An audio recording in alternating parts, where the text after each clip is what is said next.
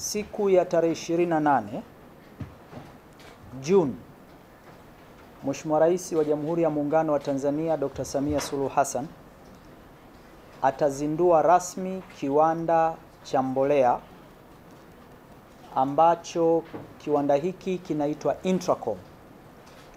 Ujenzi wa kiwanda hiki umeanza mwaka 2021 Julai na sasa umekamilika. Hichi ndio kiwanda kikubwa kuliko kiwanda chochote cha mbolea katika Jumuiya ya Afrika Mashariki.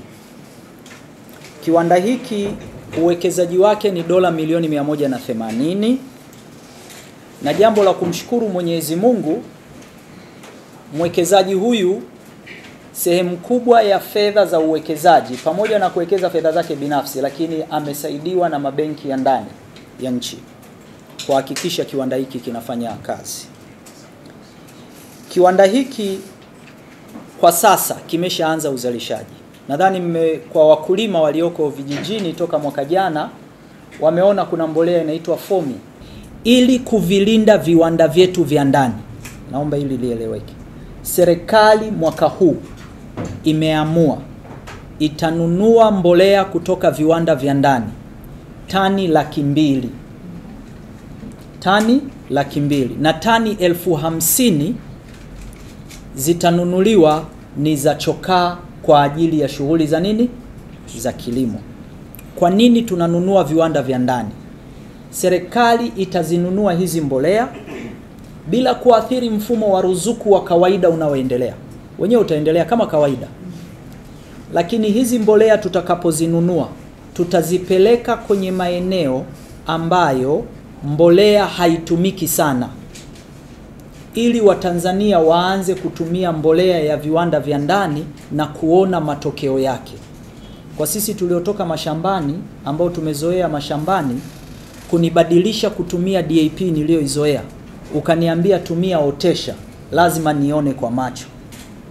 Kwa serikali itanunua mbolea hizi na kuzisambaza kwa program maalum katika mikoa mbalimbali katika nchi yetu kwa wakulima ambao hawatumii mbolea. Na hii program tutanunua mbolea kwenye viwanda vya ndani kwa ajili ya msimu ujao wa kilimo. Hili lengo lake ni kuongeza matumizi ya mbolea za viwandani zinazozalishwa ndani ya nchi, lakini vile vile kuvifungulia viwanda vyetu vya ndani soko. Huko mbele mwelekeo wa serikali ni kubaki na 20% tu ya mbolea inayotoka nje. 80% ya mbolea yote itoke ndani ya nchi.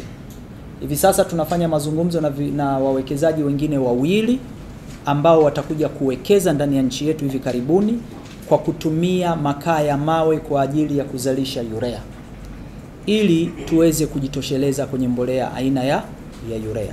Kwa hiyo nisema kwamba tuwaiteni kuwatangazia rasmi kwamba tarehe 28 Juni Mheshimiwa Rais atazindua rasmi kiwanda cha Intracom ambacho kimekuwa kwenye ujenzi toka mwaka 2021 mwezi Julai. Asanteni sana. Naomba lakini vile vile naomba niwatangazie rasmi, katika shughuli hii tumealika baadhi ya viongozi wa nchi zinazotuzunguka. Mpaka sasa tumepata uthibitisho wa ushiriki wa Rais wa Burundi, atakuwepo. Lakini tumewaalika mawaziri wa kilimo wa Jumuiya ya EAC na SADC ili waweze kushiriki. Kwa nini? Tunataka kumarket our own product ili waweze kuiona. Ingawa baadhi ya nchi tayari wameshakuja, Kenya wamekuja, Malawi wamekuja, na tunaendelea na maongezi kwa ajili ya hii. Ni mbolea tofauti na mbolea zingine za kemikali. Hii ni mbolea ambayo moja ya sifa yake inatunza afya ya ardhi na haidestroy your land. Hili ni jambo muhimu sana watu waweze kulielewa na kuweza kulinda shughuli zetu za kilimo.